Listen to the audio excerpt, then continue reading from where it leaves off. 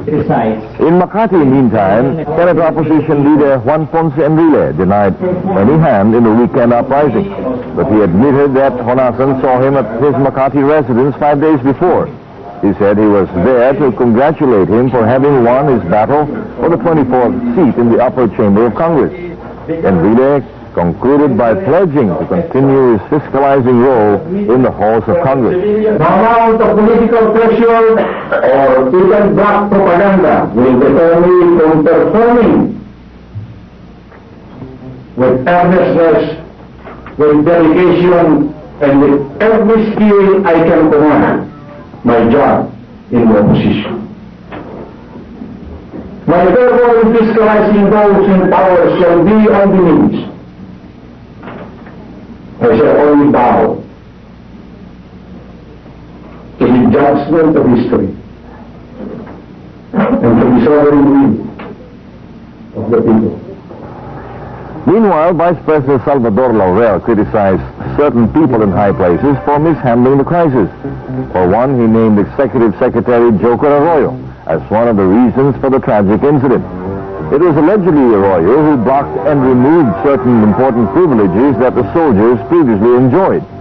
The soldiers reportedly resented that. They also condemned the government's skid-grab policy towards the communist and Muslim rebels. Laurel is now proposing a bigger military budget. He is urging the government to look deeper into the root cause of the military unrest, and to attain this, he proposed the creation of an independent and non-partisan presidential commission to conduct the probe. The August 28th military takeover attempt placed the Philippines in international focus. I came to deliver some personal messages from President Reagan and from Secretary Shultz expressing their gratification at the resolution of the crisis. Other foreign governments have pledged anew their support for President Aquino. The 12-member nations of the European Community released a message through their Manila envoy, condemning this attempt to eliminate democracy through violent and illegal military action.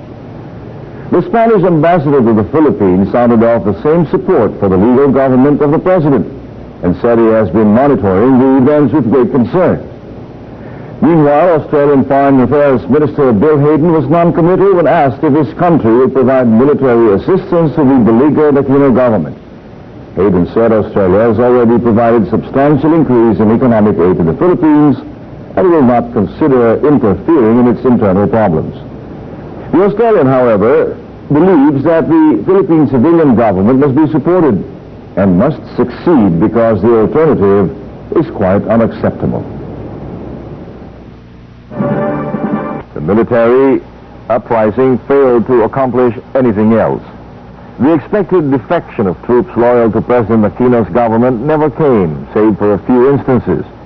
The mutineers' leadership had overestimated its capacity to effect change by force of arms. The people have not reached their bottom line of grievances against the government. The different sectors of society that had willingly given their support to the military uprising of February 1986 were unsympathetic.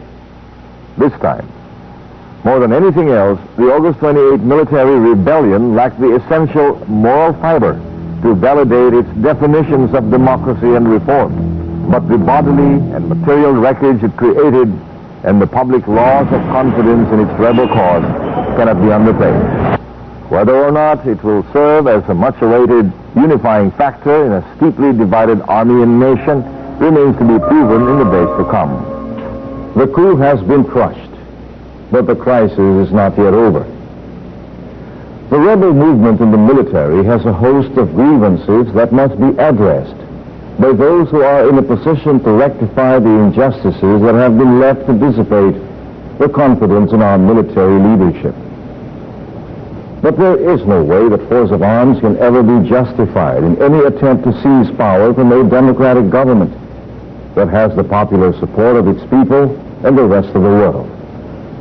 The fragile thread of peace that binds our nation together withstood another crisis. The forces out to seize power and capture government have been pulverized and maimed, but not eliminated. For the presidency must also deal with the growing unrest in the countryside, the separatist war in southern Philippines, and the controversial foreign debt.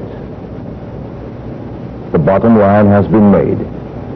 It has been made clear by no less than the embattled president herself. She will henceforth deal forcefully with any group out to destabilize her government. And we are only too aware of the powers that her office can unleash. This lesson in crisis shall hopefully give us the resolve to be more vigilant as we continuously address the problems and threats to our democracy.